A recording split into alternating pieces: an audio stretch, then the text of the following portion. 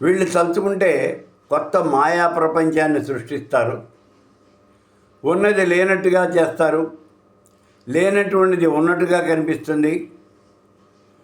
ఇలా వీళ్ళు అనేక రకాలైనటువంటి విషయాల్ని మనకు చూపించగలుగుతారు. రామాయణంలో చూడండి, రావణ బ్రహ్మ ఒక మాయ చేస్తాడు.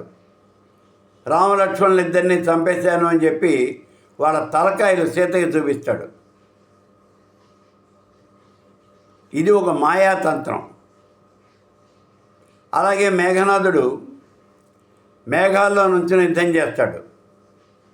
అది ఒక కొత్త తంత్రం అంతే. అది ఇలాంటివి అనేకమైన తంత్రాలు ఉంటాయి మనకి.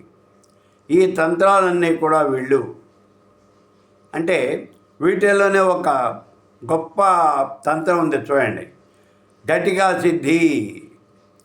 ఘటికా సిద్ధి అంటే ఘటికా తంత్రంలో ఒక తంత్రం ఉంది. ఏమిటి వస్తుంది ఇందులో? ఈ తంత్రాన్ని కనుక మనం సాధన చేసినట్టయితే పానపాత్ర, మందు దాడడానికి ఒక పాత్ర వస్తుంది నీకు. ఆ పానపాత్రలో నీకు ఎప్పుడూ కూడా మధువు ఉంటుంది. నువ్వు తాగే మందు అందులో ఎప్పుడూ ఉంటుంది. నువ్వు దాన్ని ఎంత తాగినా సరే మళ్ళీ ఉంటుంది. పుష్పక విమానంలో కూర్చునే సీట్లో ఉన్నట్టుగా ఇందులో ఎప్పుడూ కూడా అక్షయ పాత్ర, ఇది మధు అనేది అందులో ఉంటుందంతే. ఈ తంత్రం కనుక ఎవరైనా ప్రాక్టీస్ చేసినట్లయితే గవర్నమెంట్కి ఇంకా దీనివల్ల వచ్చేవండి అంటే ఈ లిక్కర్ స్కాములు కానీ లేకపోతే దానివల్ల వచ్చే ఆదాయం కానీ పూర్తిగా పడిపోతుంది. ఎందుకంటే అందరికీ ఫ్రీగా ఈ లిక్కర్ వచ్చేస్తూ ఉంటుంది. ఇవి ఇందులో ఉన్నటువంటి ఘటికా సిద్ధి. అలాగే మనకి ఇంకా కొన్ని కొత్త రకాలైనటువంటి ఈ తంత్రాలు ఉన్నాయి. వీటిల్లో యక్షిణీ తంత్రం ఒకటి. ఈ యక్షిణీల్లో అనేక రకాలు ఉన్నాయి. మళ్ళీ